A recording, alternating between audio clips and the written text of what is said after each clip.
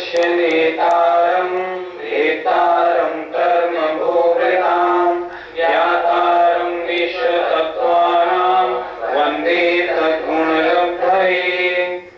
पंच परमेष्ठी भगवान की जय। संत शिरोमणि आचार्य विद्यासागर जी महाराज की जय। पिछली पाठशाला तक तत्वार सूत्र के प्रथम अध्याय को हमने समझा। प्रथम अध्याय में हमने क्या समझा?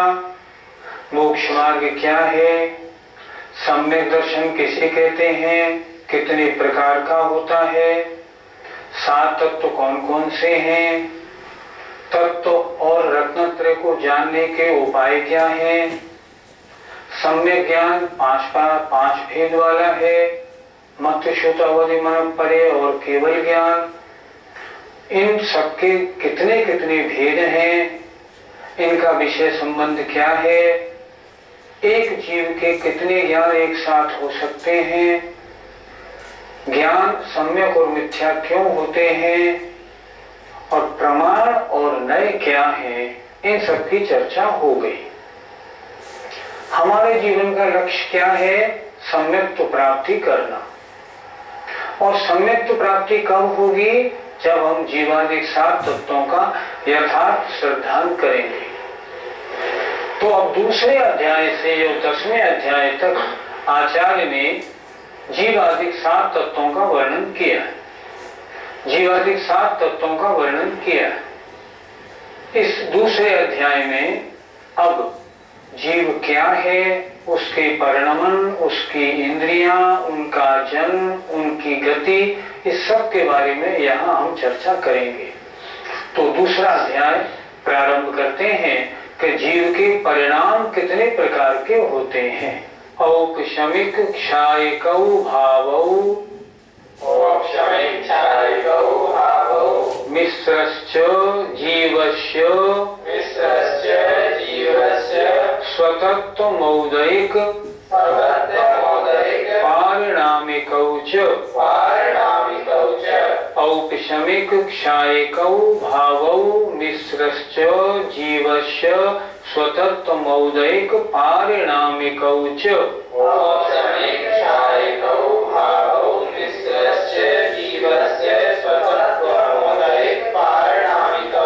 फिर बोलिए।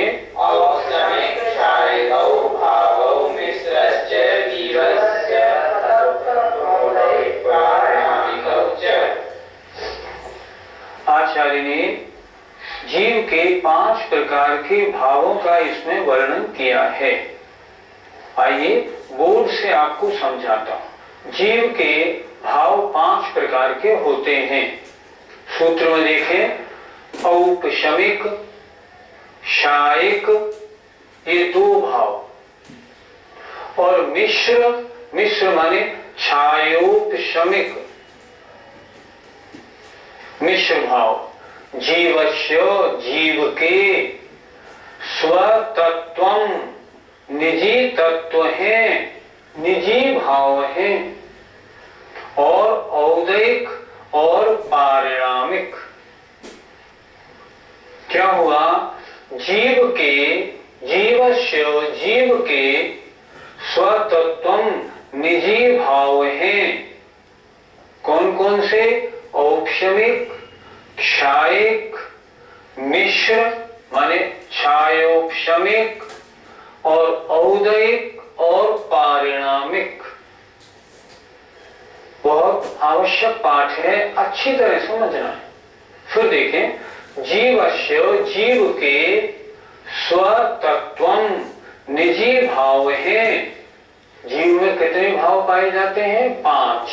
कौन कौन से? औपशमिक, क्षायक और मिश्र, मिश्र माने क्षायोपशमिक, और औदैक और पारिणामिक।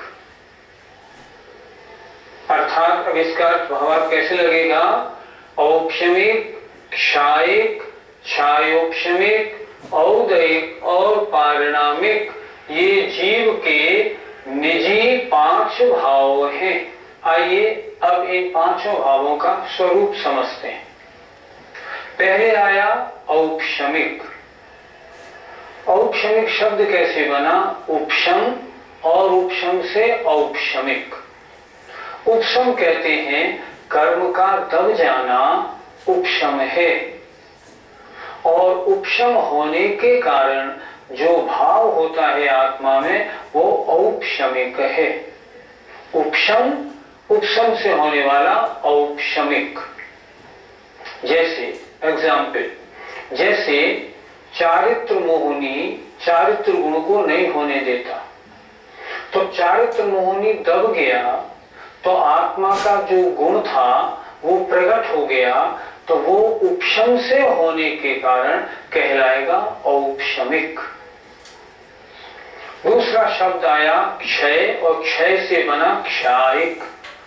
क्षय माने विरोधी कर्म का नाश हो जाना, इसका नाम क्षय है।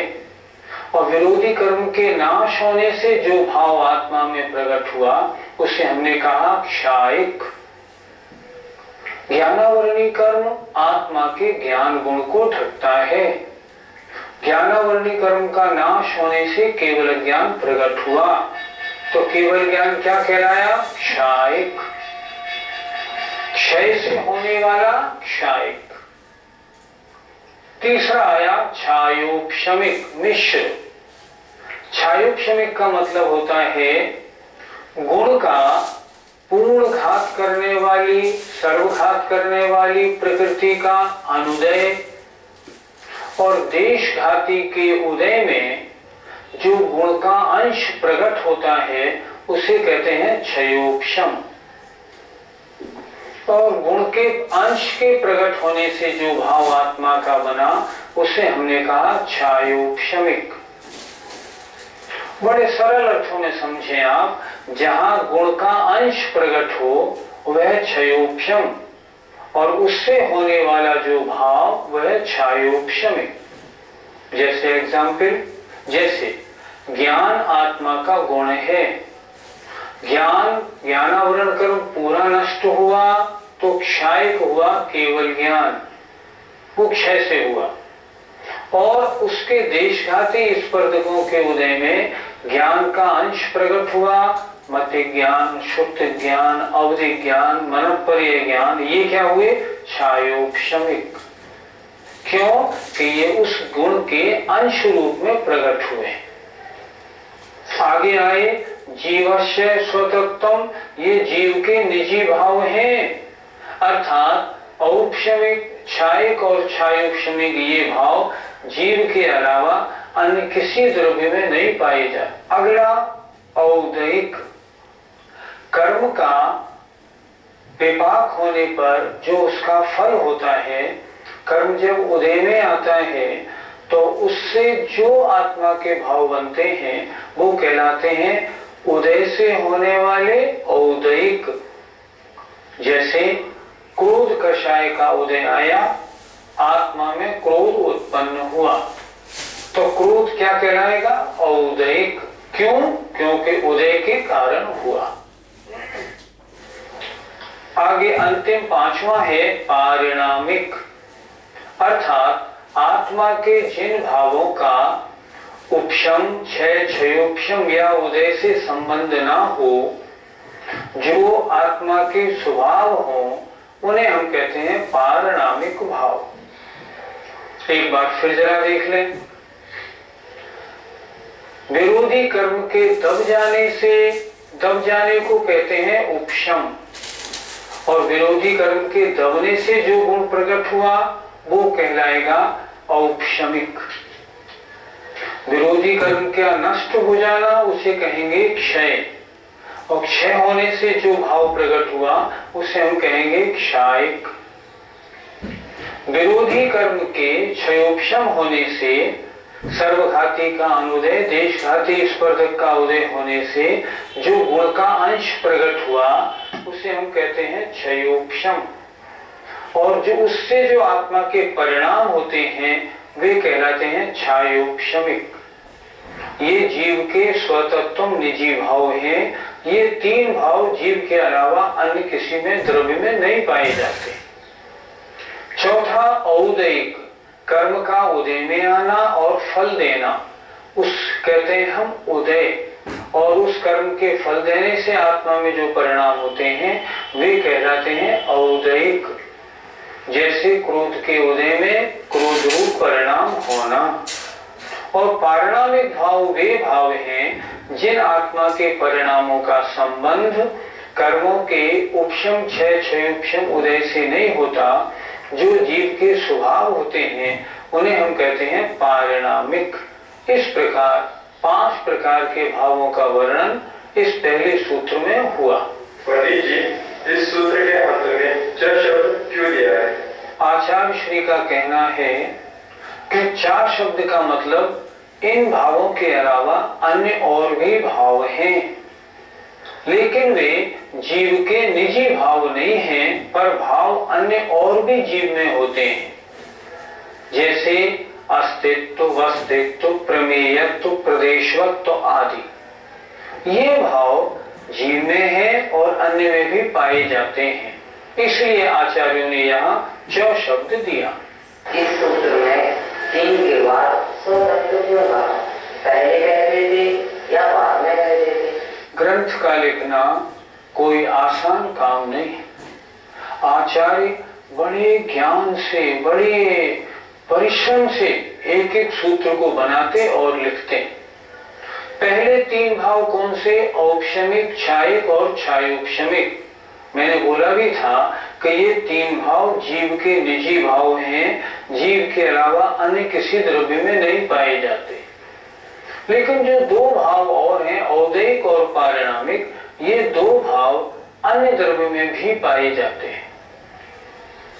जैसे औदयिक पुद्गल की जो कार्बन वर्गणा होती है वो फल देने वाली होती है, इसलिए उसमें औदयिक भाव आचार्यों ने माना है।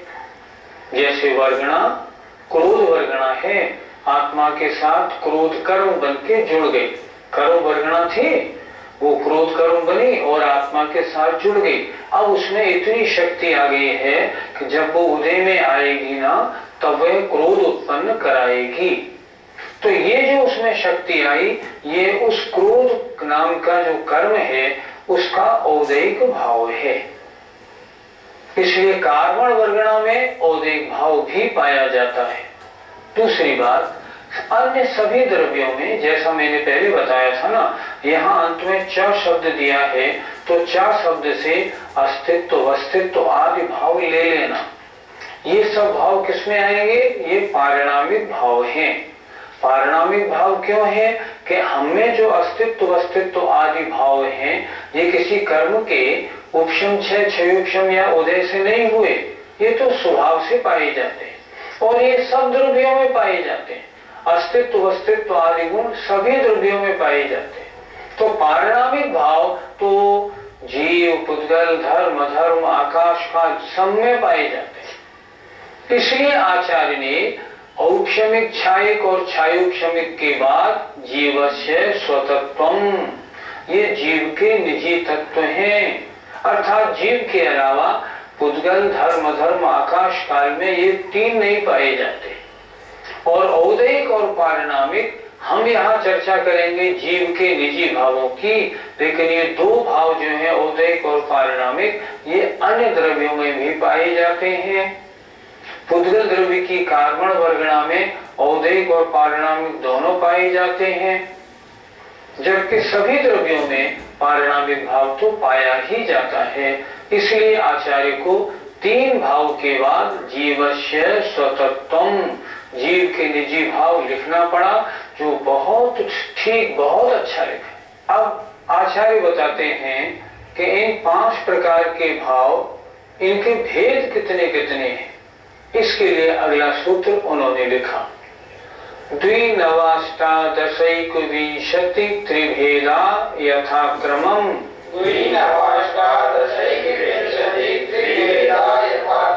फिर बोलिए,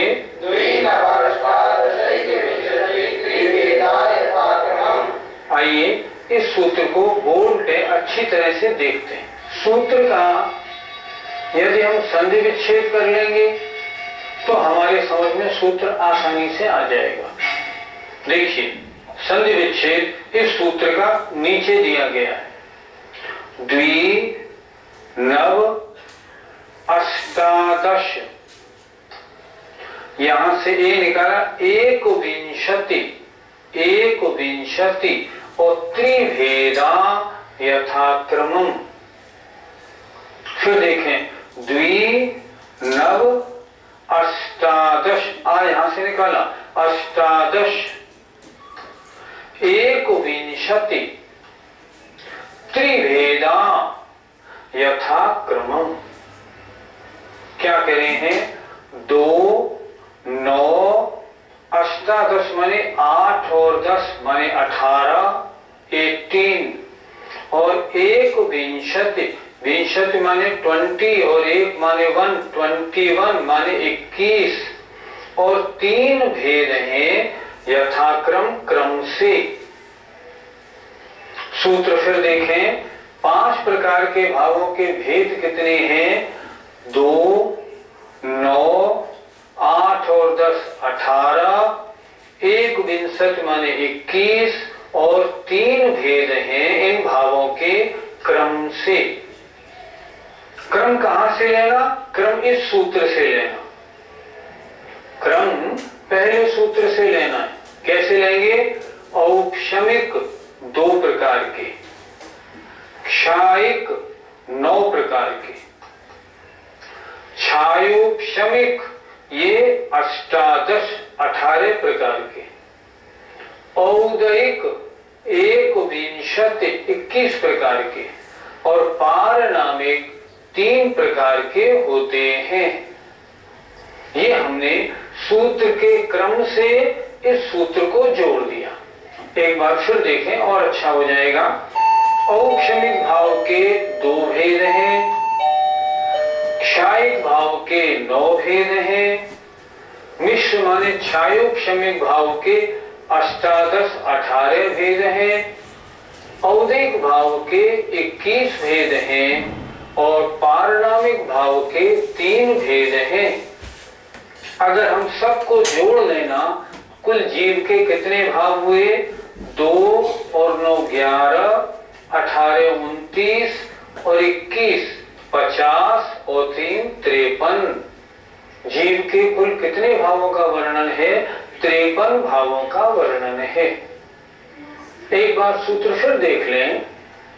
औपशमिक भाव के 2 भेद, क्षायिक भाव के 9 भेद, मिश्र छायोपशमिक भाव के 18 भेद, औदिक भाव के 21 भेद और पारनामिक भाव के 3 भेद। इस तरह जीव के कुल भाव 53 होते हैं। 5 प्रकार के भावों में सबसे पहले भाव कौन सा आया? औपशमिक। उसके भेद 2 कौन कौन से होते हैं? आचार्य अगले सूत्र में बता रहे हैं। सम्यक्त्व चारित्रे, बोलिए सम्यक्त्व चारित्रे। औपशमिक भाव के 2 भेद होते हैं, औपशमिक सम्यक्त्व, औपशमिक चारित्र। उपशम की परिभाषा क्या होती है? विरोधी कर्मों के दब जाने से जो गुण प्रकट होता है वह औपशमिक है। पहला औपशमिक सम्यक्त्व। सम्यक्त्व की विरोधी प्रकृतियां कितनी? 7। अनंतानुबंधी क्रोध मान माया लोभ और दर्शन मोहनी की मिथ्यात्व, सम्यक मिथ्यात्व और सम्यक प्रकृति। इन 7 प्रकृतियां क्या कर रही थी? अब तक आत्मा में सम्यक गुण को प्रकट नहीं होने दे रही थी। भावों की विशुद्धि से क्या हुआ कि ये जो 7 प्रकृतियां थी ये दब गई, अर्थात उदय में आना इनका रुक गया। तो इनके दब जाने से अर्थात इनके उपशम हो जाने से क्या होगा? सम्यक गुण प्रकट हो जाएगा। तो वो सम्यक्त क्या कहलाएगा? उपशम से होने वाला होने के कारण औपशमिक सम्यक्त। फिर एक बात समझिए। और औपशमिक भाव 2, औपशमिक सम्यक्त, औपशमिक चारित्र। औपशमिक सम्यक्त किसे कहते हैं? सम्यक दर्शन के विरोधी जो अनंतानुबंधी क्रोध मान माया लोभ और दर्शन मोहिनी की 3 प्रकृतियां मिथ्यात्व, सम्यक मिथ्यात्व और सम्यक प्रकृति, इन 7 प्रकृतियों के दब जाने से आत्मा में जो विशुद्धि प्रकट होती है उसे हम कहते हैं औपशमिक सम्यक्त्व। दूसरा औपशमिक चारित्र। आत्मा में चारित्र गुण है, उसकी विरोधी कितनी प्रकृतियां हैं? उसकी विरोधी चारित्र मोहिनी की 25। अनंतानुबंधी 4 को हमने सम्यक्त्व के साथ ले लिया। अब चारित्र के साथ के लिए प्रकृतियां रह गई 21। ये 21 प्रकृतियां क्या कर रही हैं? ये जब उदय में आती है ना, तो हमारा चारित्र गुण प्रकट नहीं हो पाता। हमने भावों की विशुद्धि बढ़ाई और इन 21 प्रकृतियों को हमने दबा दिया, इनका उदय नहीं होने दिया, तो भावों की विशुद्धि होगी, चारित्र गुण प्रकट होगा। तो 21 प्रकृतियां कौन कौन सी? अप्रत्याख्यानावरण क्रोध मान माया लोभ, प्रत्याख्यानावरण क्रोध मान माया लोभ, संजनन क्रोध मान माया लोभ 12 और 9 नो कषाय, हास्य रति अरति, शोक भय जुगुप्सा, स्त्री वेद पुरुष वेद नपुंसक वेद। इन 21 प्रकृतियों को हमने भावों की विशुद्धि से दबा दिया। इनके दब जाने से जो आत्मा में चारित्र गुण प्रकट हुआ वो उपशम के कारण होने से औपशमिक, और चारित्र गुण है तो औपशमिक चारित्र कहलाया। फिर एक बात समझ लें, और विरोधी कर्मों के दब जाने को उपशम कहते हैं। चारित्र की विरोधी 21 प्रकृतियों के दब जाने से जो चारित्र प्रकट हुआ वह औपशमिक चारित्र। इस प्रकार औपशमिक भाव के 2 भेद हुए। औपशमिक के 2 ही भेद क्यों बतला है? औपशमिक ज्ञान, औपशमिक दर्शन, ये क्यों नहीं बतला है? उपशम सिर्फ मोहनी कर्म का होता है, अन्य कर्मों का नहीं होता। ज्ञानावरण, दर्शनावरण और अंतराय कर्म, इनका या तो क्षय उपशम होता है या क्षय उपशम नहीं होता। इसलिए औपशमिक भाव केवल 2 ही होते हैं और नहीं होते। ज्ञान, दर्शन, दान, लाभ, भोगोपभोग, वीर्याणि च। ज्ञान, दर्शन, दान, लाभ, भोगोपभोग, वीर्याणि च। दोबारा बोले। ज्ञान, दर्शन, दान, लाभ, भोगोपभोग, वीर्याणि च। अब हमें किसको बताना है? क्षायिक भाव के 9 भेद। सूत्र बड़ा सरल है। ज्ञान अर्थात क्षायिक ज्ञान, क्षायिक दर्शन, क्षायिक दान, क्षायिक लाभ, क्षायिक भोग, क्षायिक उपभोग और क्षायिक वीर्य। इन सब में हम क्षायिक लगा लेंगे क्योंकि क्षायिक भावों का वर्णन है। ज्ञान, दर्शन, दान, लाभ, भोग, उपभोग और वीर्य। और 4 से क्या लेना? पहले सूत्र के दोनों ओर, अर्थात क्षायिक सम्यक्त्व और क्षायिक चारित्र। फिर एक बार देखें, आत्मा में क्षायिक भाव 9 होते हैं। क्षायिक ज्ञान, क्षायिक दर्शन, क्षायिक दान, क्षायिक लाभ, भोग, उपभोग, वीर्य और क्षायिक सम्यक्त्व और क्षायिक चारित्र। ये क्या है? ये क्षायिक भाव हैं। क्षायिक भाव किन्हें कहते हैं? जो कर्मों के क्षय से उत्पन्न होते हैं। देखें, ये क्षायिक भाव किन किन कर्मों के क्षय से उत्पन्न होते हैं? पहला आया क्षायिक ज्ञान, ज्ञानावरणी के क्षय से उत्पन्न होने वाला। दूसरा क्षायिक दर्शन, दर्शनावरणी के कर्म के क्षय से उत्पन्न होने वाला। क्षायिक दान, लाभ, भोग, उपभोग, वीर्य, अंतराय के 5 भेद। इन 5 के क्षय से उत्पन्न होने वाले ये 5 क्षायिक भाव। क्षायिक सम्यक्त्व, दर्शन मोहिनी के क्षय से उत्पन्न होने वाला और चारित्र मोहिनी के क्षय से उत्पन्न होने वाला क्षायिक चारित्र। अरहंत परमेष्ठी भगवान के 4 घातिया कर्मों का नाश हो जाता है तो ये 9 क्षायिक भाव नौक्षायिक लब्धि या केवल लब्धि के रूप में उनको प्राप्त हो जाते हैं। फिर एक बार जरा देख लें, क्षायिक भाव कौन कौन से? क्षायिक ज्ञान, क्षायिक दर्शन, क्षायिक दान लाभ भोग भोग वीर्य और क्षायिक सम्यक्त और क्षायिक चारित्र। विरोधी कर्मों के नाश हो जाने से चार घातिया कर्म विरोधी हैं, चार घातिया कर्मों के नष्ट हो जाने से ये नौ क्षायिक भाव प्रकट होते हैं।